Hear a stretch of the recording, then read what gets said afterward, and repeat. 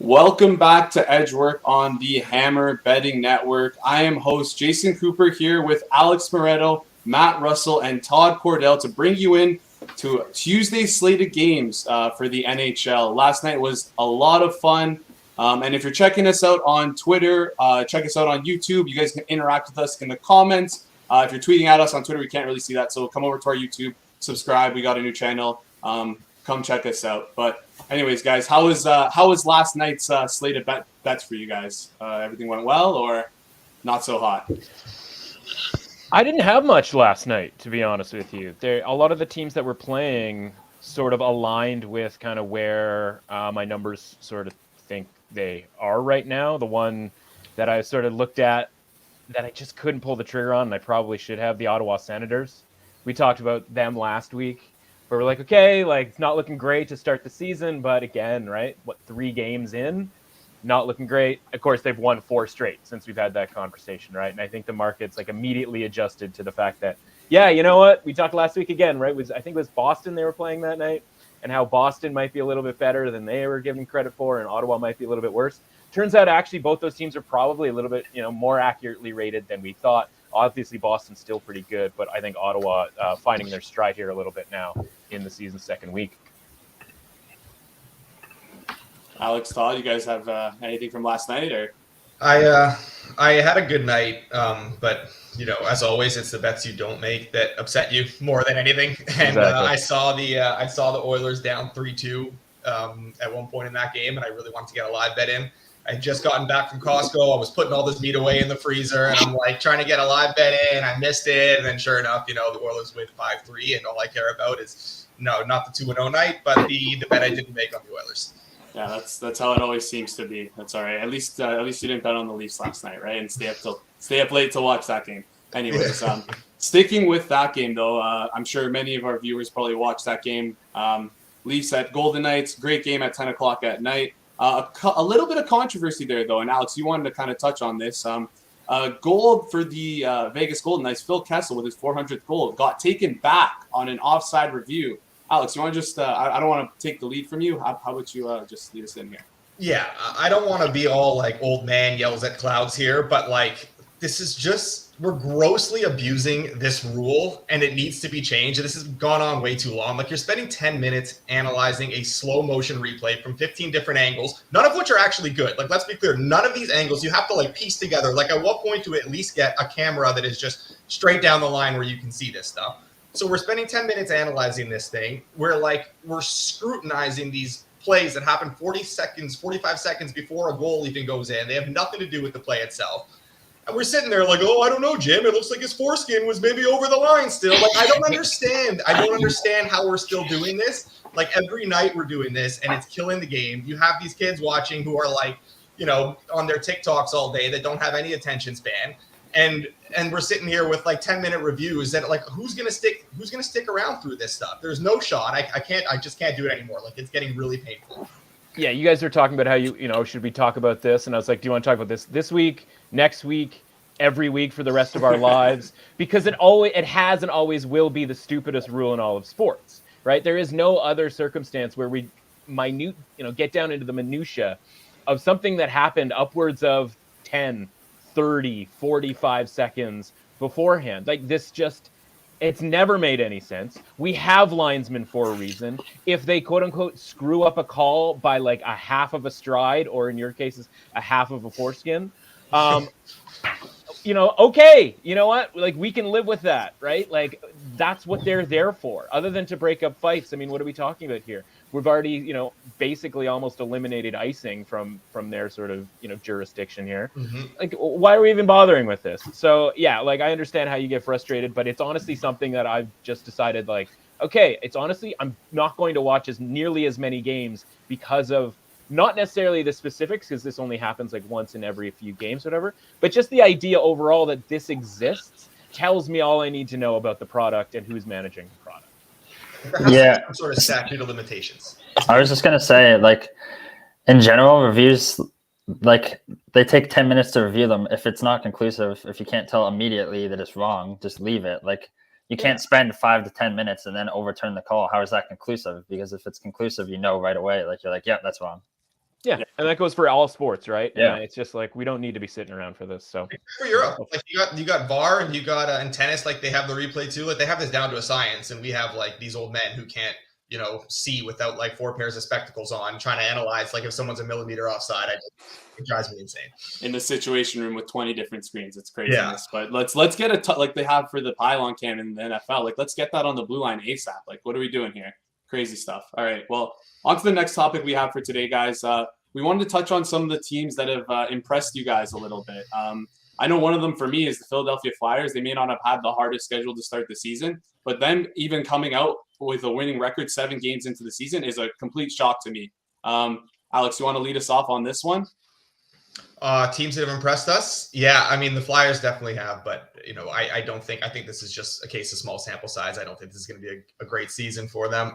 For me, it's probably Vegas. I know I touched on them a little bit last week too.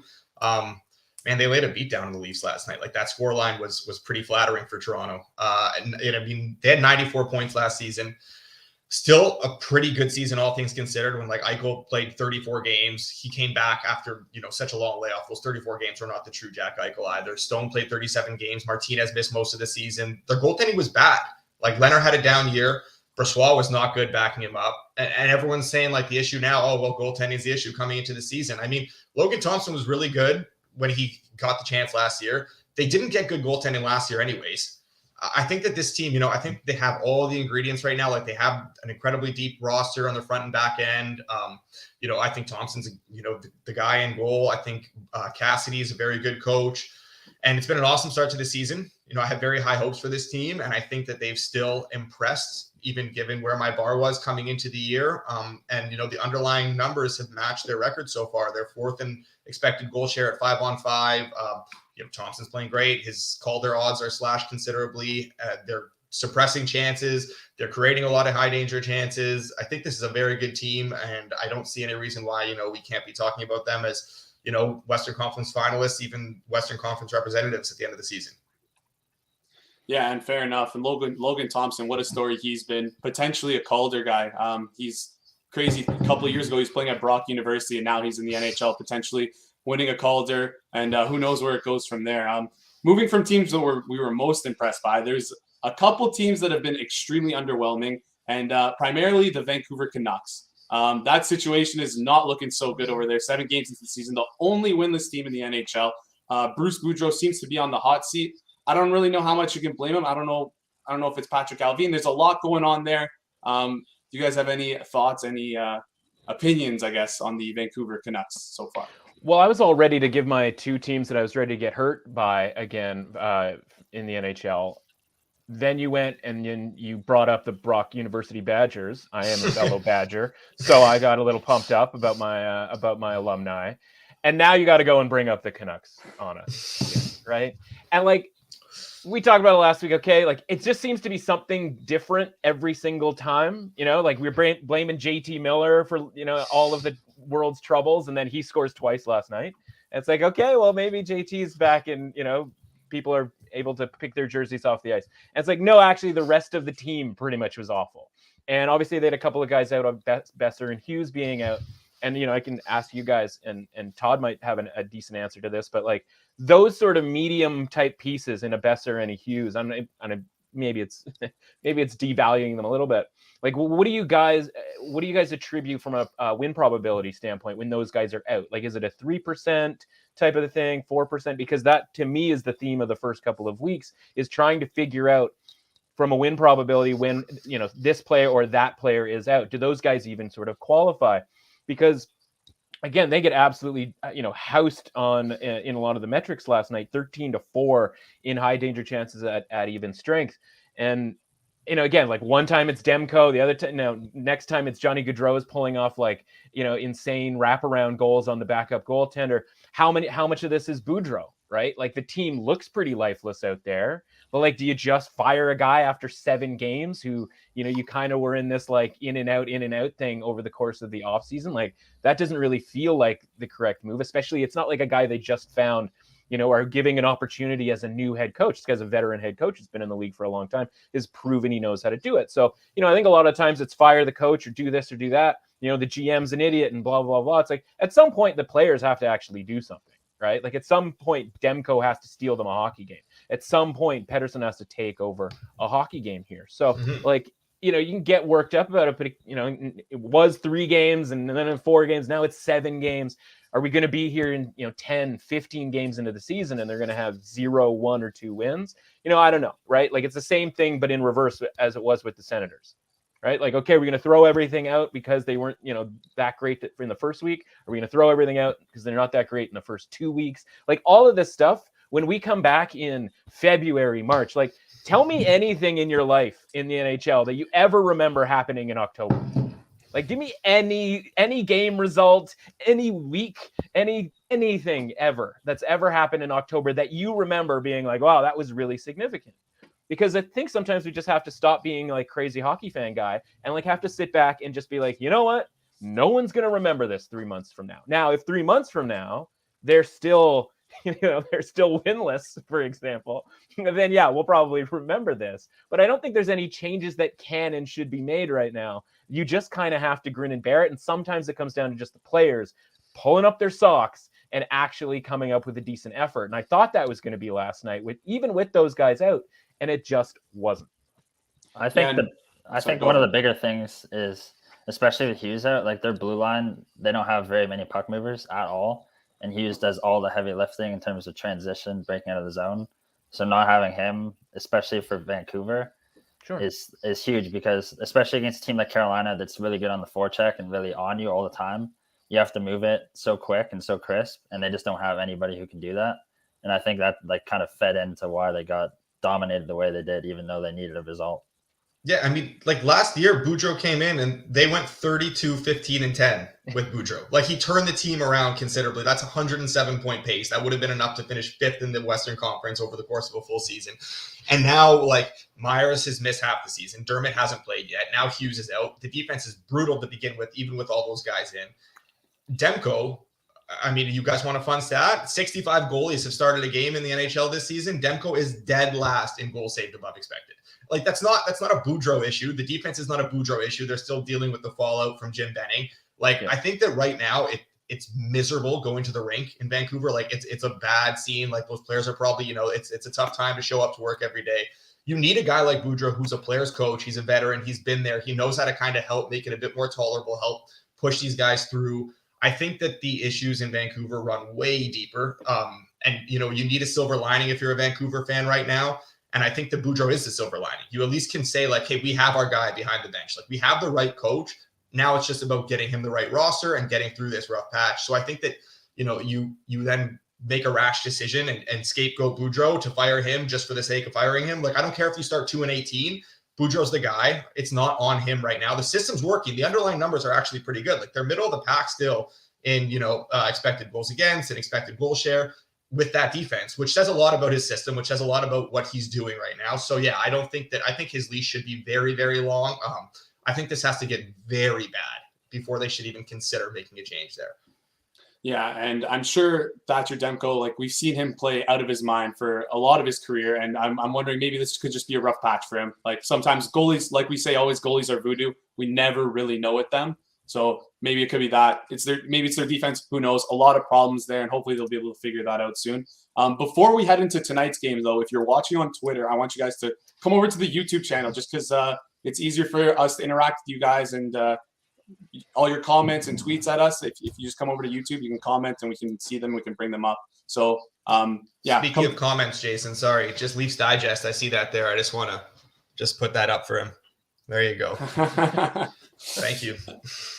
All right. Well, moving on to tonight's games, we got a pretty big slate of NHL games. I think there's like 9 or 10 games.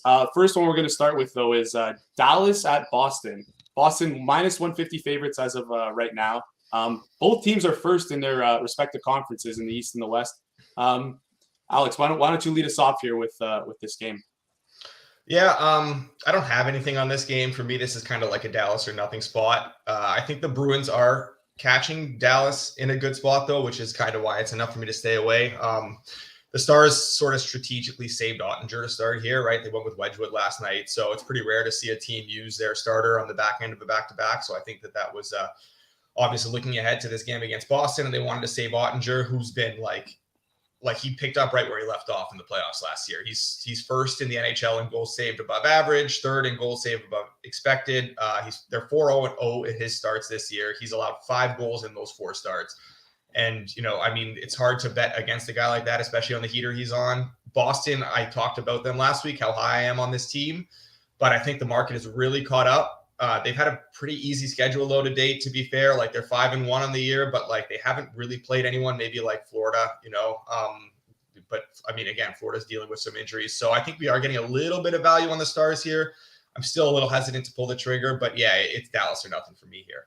Yeah, the Stars are one of my 2 teams that I'm ready to get hurt. Maybe I'm not ready just yet, but by the time April rolls around, I'll be ready to get hurt again come playoff time. You mentioned, we talked about this again. It's funny how things change in a week, right? We talked last week about how, if you like Boston at the start of the season, just bet Boston in their games because there was all kinds of value, all kinds of plus money value in those games. You mentioned like they haven't really played anybody. It's like, well, they were plus money, in at least 2 of the games to start the season. It's like, yeah, like that's how quickly things change, that if those games happened, this week, for example, they might be minus, they might be the favorite in those games. So that's what we are sort of seeing here with this market. Now, normally I have about a 5% adjustment for a team coming off of back-to-back, because like you mentioned, most of the time the backup goalie is coming in. So I think it's kind of cool that the Stars are like, you know what?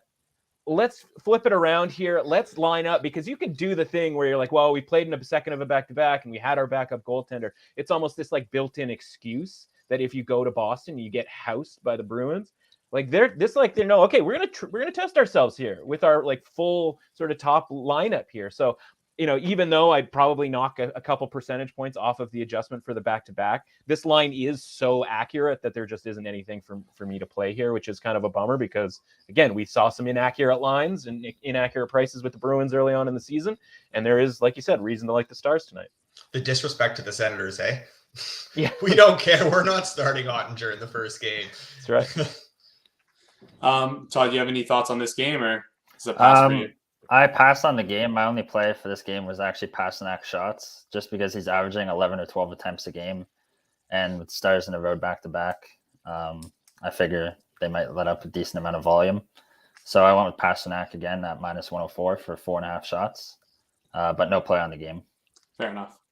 All right, well, on to the next game. We kind of have I guess we can call this the marquee game of the night, the Colorado Avalanche against the New York Rangers. Big game. 2 big teams, both with Stanley Cup ambitions. Right now, it looks like it's a pick 'em actually between the two. Which way are you guys leaning on this one? Are you guys leaning Rangers? Are you guys leaning Avs, or just is this a no play for you?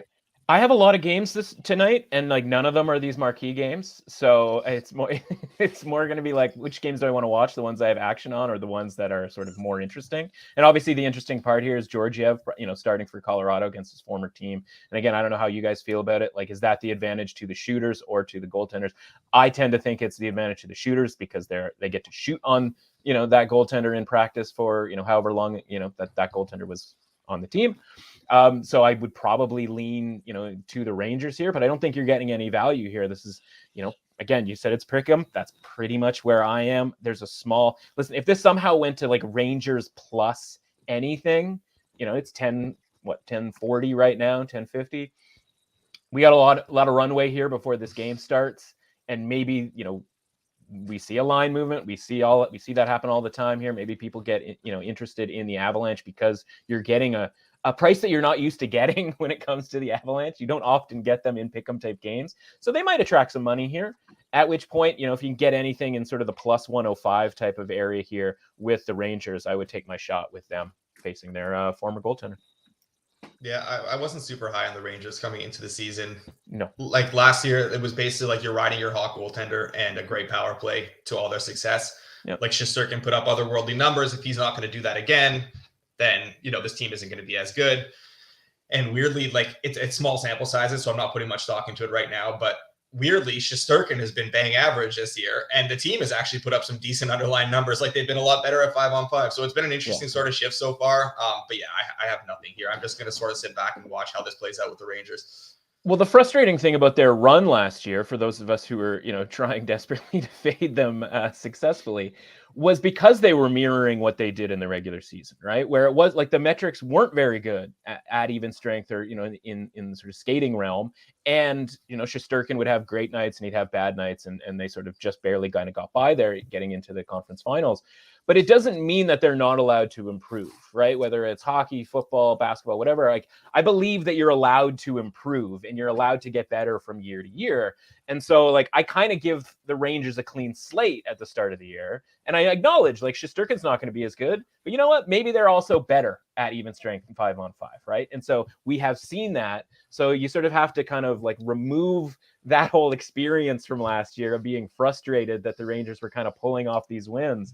And then just go, okay, like, what do we have fresh, right? And they're looking a lot better. Their record's 3 wins, 3 losses, against the money line here. So they're not exactly setting the world on fire here. But, if you're showing me that you're playing a little bit better, then I can have a little bit more faith in you. Because honestly, I don't really care. As long as you're playing well, I will back you. I like the under in this spot. I played under 6.5 at plus money. Okay. The Avalanche are bottom 10, believe it or not, in chance generation at 5-5, and they're top 10 in preventing them. They're playing like much slower, much less chance event game than they were a season ago, which makes sense because the forward depth is not near as good as it was in the playoffs. And the Rangers are actually third in shot suppression at 5-5, behind only New Jersey and Carolina. So I think there's not going to be a ton of chances in this game. And I'm going to guess that Shesterkin is not going to be a 901 goaltender moving forward. So I actually like the under in this spot. Are you at all worried that I see it in the comments too? They're talking about it. Are you at all worried about the Rangers pulling a Stars and saving Shesterkin for tomorrow and going Halak tonight? I don't think that's going to happen. No, because Halak it's the Islanders too. Yeah, and Halak sucked the last game, and also I would think they're going to use the big dog for Colorado. Yeah, and Halak's gotten some good amount of work, and it's not like they've been riding Shesterkin through the first 6 games. Like Halak started 2 of those already, so yeah. All right. Well, sticking with the trend of back-to-backs, let's head over to the Vegas Golden Knights facing off against the San Jose Sharks. Vegas Golden Knights -172 favorites. This is maybe one of the less interesting games, Matt, you were talking about. You want to lead us off here? But we have a wager, everybody. Yeah. We have a wager. Yeah, give me the Sharks here. Like, they had this tough start to the season where they have to go to Switzerland and get beat up by the Predators, who, no matter where you play the Predators, that's going to be a tough time, just the style in which they play. And then they have to come back, and then it's like, okay, we get a couple of home games here after a trip to Europe, and then they hit the road. And, those results actually were pretty good going on the road. Obviously, they've got now a couple of wins. As we spoke last week, they hadn't had a win yet. They got a couple of those.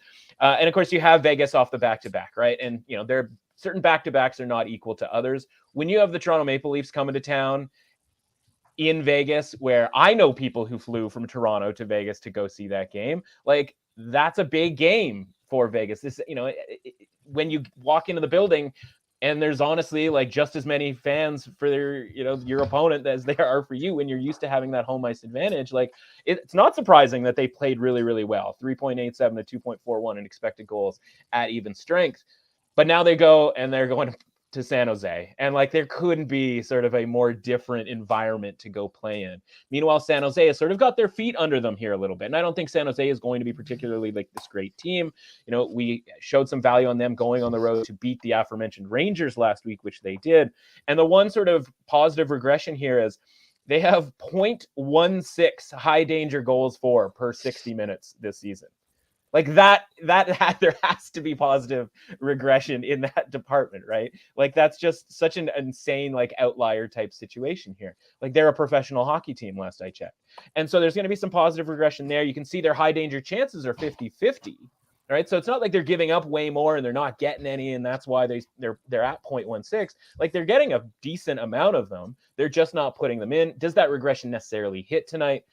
Who knows here, but we're getting, I think, plus 160 is the best number I saw out there for the home team with Vegas coming in, having traveled, of course, and having played sort of a quasi playoff game last night. Give me the Sharks here at plus 160 to pull off the upset. Yeah, I love that one. It's best on the board I see right now at BetStamp plus 158 at Caesars. So you can get just about the same price there. Before we get into our best bet segment and best prop bets of the night, I just want to stress to everyone on Twitter, come visit us on YouTube, subscribe to us. We got a new channel, new Edgework channel, excuse me. And again, you can interact with us in the comments and share your thoughts on our best bets of the night. So starting off with best player props, what do you guys have here for us today? I'll let Todd lead us off here. He's the player prop guru. I was gonna say I'm gonna defer my time here in the prop market to Todd. I have a lot. I played 8 player props for tonight so far, but I'll just go with Matthew Tkachuk over 3.5 shots. I got plus 115. He's hit over on 3.5 shots every single game so far. He's leading the Panthers in attempts. He has a good matchup against Chicago. And with Tkachuk, what I love about his attempts is that, like, for defensemen, you're shooting from distance. There's a lot of traffic in the way. Tkachuk is a hard-nosed player who takes like half of his shots from 2 feet away. So like there's obviously not going to be as many blocks or as many missed nets. So if you're shooting a lot and your distance is close, you're going to hit the net a lot, which is what we're seeing with him. So I like Tkachuk over 3.5 at plus 115 is what I got. Love it. Matt, you got a player prop for us tonight? I don't. I just bet whatever Todd tells me to bet. I will give an extra game though. Let's go with Florida and Chicago. I'm going to take I'm going to take Chicago plus 195 there. This is in the realm of player conversation. What's Aaron Ekblad worth to a win probability, right? And we talk about different players, forwards or whatever, who play 20 minutes. This is a guy who plays certainly a lot more than that and affects all 3 phases of the game here. He's out. Their numbers have not been great since he has been out here. They're going to Chicago. Bobrovsky starting in net, looks like tonight. I have like a 7% adjustment for Ekblad. And honestly, you could talk me into something even greater than that. So at almost plus 200, and again, who knows, by the time puck drops, we might be getting into that magic plus 200 range. Give me Chicago here. And then just bet whatever Todd tells you when it comes to player props. And on BetStamp right now, if you just check us out at betstamp.app, or you can find BetStamp in the App Store. Best price on the board for Chicago, plus 210 at North Star if you're in Ontario. So creeping up past plus 200. So maybe head on over there and find a good bet for yourself. Alex, player prop for you? Yeah. So I'm just going to preface this by saying I don't play a ton of player props. So this would definitely be a smaller play than what a game line would be, maybe like a third of the stake, if that. But I am going to take a bit of a long shot here on Jonathan Drouin to score. I think you can find that at plus 525 at Caesars or something like that. So he's been playing on a line with Kirby Dach and Josh Anderson, and that line has been arguably the Habs' best line over the last few games since Drouin was inserted back into the lineup. He's come really close to scoring the last few games, and I think that we're getting a good price on a guy who's been on the end of a lot of good chances on a line that's producing, and he's also playing power play 1 with Suzuki and Caulfield. So I think that's just a bit of a high price on a guy who's going to get a lot of offensive zone shifts at 5-on-5, and a guy who's going to be on the power play as well against a Wild team whose penalty kill has struggled and who has not been able to get the goaltending to save their lives so far. Yeah, I love that. Jonathan Drouin has had a tough career, and I hope he gets a point for you tonight and just is better in general. Shout out to Andrew Dunn, by the way. Todd always has the best props odds that I can find. Todd, how do you do it? I play them very early in the morning. There you go. All right, moving on to the best bets. Who wants to lead us off for our best bet segments? Matt, I'm going to throw to you. Oh. Yeah, let's do it. Okay. Sorry, I greased up. No, I greased up Todd because he's a legend when it comes to the player props, and Alex. I think a quick tip on that is, I don't think anybody really knows, anything about their own team as far as whether that team is going to win or lose. But if you're watching a team every night, you're going to glean things when it comes to specific players. Alex obviously mentioned lines and that kind of thing, right? You're going to be better at player props than you are wins and losses with your own team because you have a clearer view of those. All that is to say, sorry, Todd, we're fading your boys tonight here. It's the Detroit Red Wings here, minus 105. Look at him. He's absolutely irate about this. I think we're going to have a head-to-head here. Yeah, we are.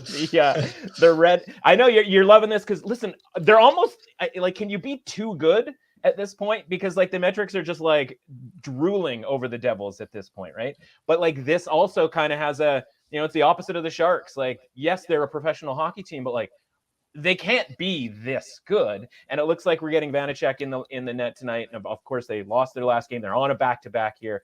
And they've already lost to the Detroit Red Wings once this season. But like, there has to be some negative regression here for the Devils on, from a 5-on-5 on the ice standpoint here.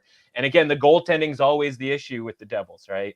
And they're going with in my opinion, certainly not the less hot, the colder of the two goaltenders here tonight. And Detroit's numbers, they're not like amazing necessarily, but like they're sneaky okay, especially, and they've also, playing pretty well from a record standpoint. I think 3-0-2 at this point. Sorry, Todd, your Devils are just a little bit too good here. They're not going to have their best game tonight in Detroit, and Detroit's going to the small upset, right? I think we got -105 here with the Red Wings. That'll be my best bet for the night. We were able to grab it at -102 at Cool Bet. Todd, let's throw to you for your best bet. Hit me with what could it, it be? They're too good, people. Yeah. They're too good. Yeah, I played the Devils.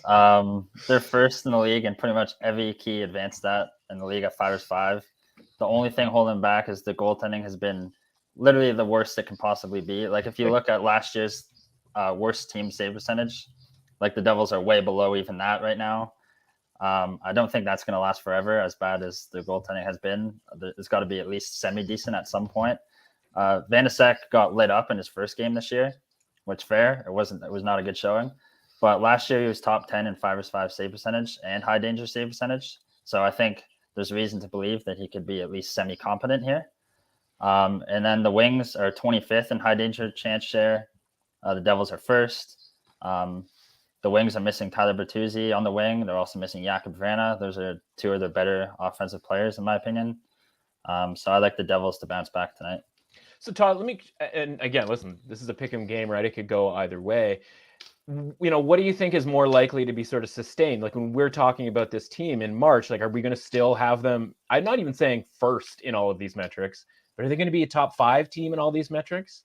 Like, I think it's possible they're top 5 and not top 10. Like last year, they were one of the better teams at 5-5, and they had no Jack Hughes for half the season. Dougie Hamilton missed 20-plus games. They didn't have Palat. They didn't have some of these other guys. So I actually think the Devils will be really good at 5-5. They just need a save. Fair. Which will they ever get it? I don't know, but I'm going to keep chasing it. Yeah. A lot of people seem hot on Mackenzie Blackwood to start the year, but as you pointed out on your Twitter, might be a little suspect with the teams that they've played so far. Anyways, let's wrap this up. Alex, what's your best bet of the night? I kind of want to take the tie in that game now, just to round it out. I was going to say you have to take one or the other, I think, to break it. Yeah, no, I am going back to San Jose here, not for a play on the Sharks, but for a play on the under. I'm not sure what the best price is available on that now. Under 6 plus 104. Under 6 plus 104. Okay, yeah, I like that. Yeah, I think that, with Vegas on the back-to-back, we're not going to see that same intensity from them up front. I think they still are a very good team at suppressing chances. 5th in the NHL in expected goals against per 60 minutes. The Sharks are very bad at generating offense. They're 30th in expected goals for per 60 minutes. I just think this is a bit of a slower paced game.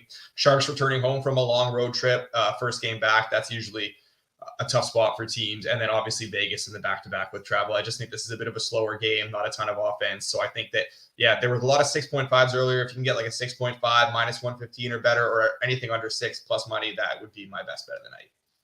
Sounds good. Good slate of bets from you guys here. They all look pretty good. Not too sure about being on both sides of a game, but we can't have a perfect night now, right? Exactly. But if you're looking to bet the New Jersey Detroit Red Wings game, head over to BetStamp because there's an incredibly low synthetic hold there. -103 for the Devils, -102 for the Red Wings. So grab whichever side you want. Either way, it'll be better than the -110, paying that extra little bit of juice. So anyways, if you're new to the show, guys, please subscribe. Check out our YouTube channel. We just launched a new YouTube channel for Edgework. If you're on Twitter, again, come over to YouTube, subscribe so you can check us out tomorrow. We're here every single weekday for NHL best bets and player props. I'm Jason Cooper signing off for Alex Moretto at Alex J Moretto on Twitter, Matt Russell at MRussAuthentic on Twitter, and Todd Cordell at Todd Cordell on Twitter. I hope you guys have a great night and good luck with your bets tonight. Good luck, guys.